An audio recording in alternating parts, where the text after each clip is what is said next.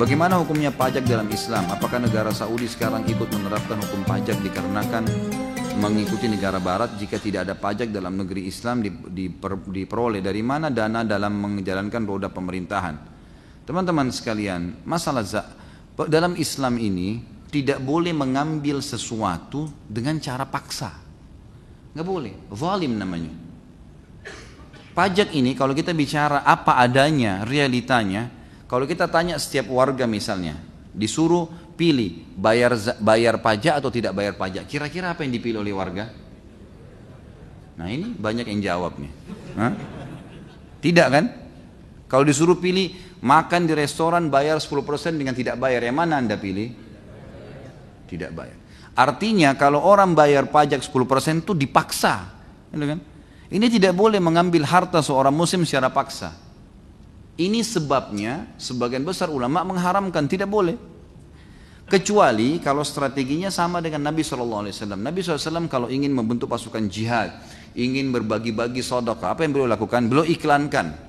Nih ada saudara kita kalian yang sedang butuh si fulan, menyumbanglah. Ya, Nabi SAW kadang-kadang membuka jubah beliau menaruh, lalu orang-orang pada menyumbang di situ. Lalu kemudian Nabi SAW berikan kepada mereka. Sukarela.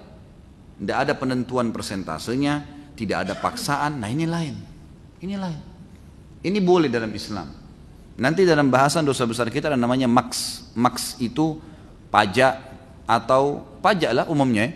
Apakah itu pajak diambil dari masyarakat secara paksa atau pajak diambil dari bea cukai barang-barang yang masuk. Di zaman Nabi SAW orang masuk keluar masuk Madinah, masuk di negara Islam tidak ada sama sekali bayar apa-apa. Ini orang pergi rekreasi sama keluarganya ke Eropa, belanja lebih dari $1.000 atau berapa dolar harus bayar. Apa urusannya? Orang beli barang dari keringatnya dia beli produk yang dia mau, kenapa Anda ambil? Apa urusannya gitu? Kan mestinya nggak boleh. Pasti kalau mau tahu itu paksa atau tidak, tanya dia mau bayar nggak? Kalau dia nggak mau bayar berarti itu jelas dipaksa berarti, gitu kan? Ini nggak boleh. Nah karena sudah menjadi sebuah kebiasaan, jadi orang akhirnya biarin aja sudah, karena terpaksa. Tapi kalau disuruh pilih orang tidak mau. Mestinya memang tidak boleh, gitu kan? Kalau apakah Saudi menggunakan pajak? Setahu saya tidak ada pajak di sana, setahu saya, gitu kan? Tidak pernah saya selama di sana tuh makan restoran 50 rial, 55 rial misalnya, tambah 10%, tidak pernah. 50 rial, 50 rial, notanya itu kita bayar. 10 rial, 10 rial. Belanja apapun, beli baju, beli apa semua, tidak ada pajak sama sekali, gitu kan? Tidak ada pajak sama sekali. Itu yang saya tahu, Allah alam. Kalau dari mana pemerintah hidup kan banyak, dari zakat. Zakat harta boleh dikelola oleh pemerintah. Di zaman Nabi SAW, zaman Khulafaur Rasyidin, zakat masyarakat distor kepada pemerintah. Pemerintah lalu memberikan kepada orang yang tidak mampu, gitu kan? Perniagaan dimudahkan. Tidak ada peraturan-peraturan ketat kecuali yang melanggar agama. Dimudahkan. Ya, pada saat Abdurrahman bin Auf membebaskan sebuah tanah di Madinah di zaman Nabi SAW, beliau bebaskan. Tanah itu padang pasir, gitu kan? Milik seseorang.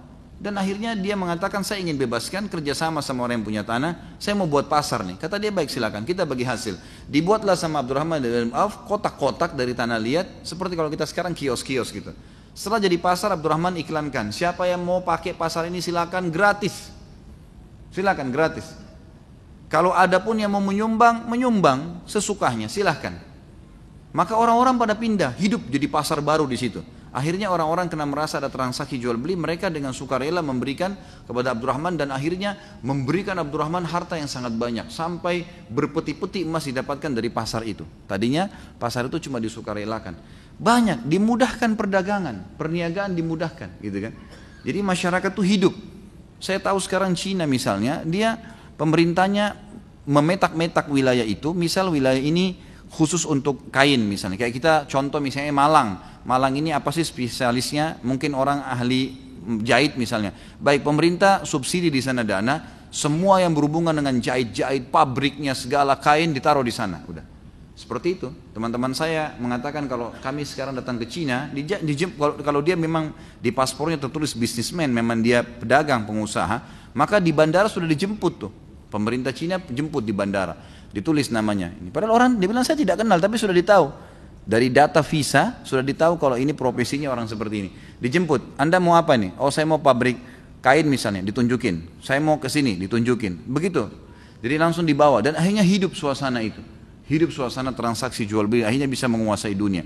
Banyak sumber-sumber, gitu kan. Jadi pemberdayaan masyarakat dalam hal yang bisa dikerjasamakan dengan pemerintah dan masyarakat itu bisa. Indonesia ini negara yang luar biasa kayanya, luar biasa kayanya. Cuma sayangnya beberapa ya elemen saja yang tidak bertanggung jawab dan tidak tahu kalau mereka bertanggung jawab hari kiamat yang menyalahgunakan masalah itu.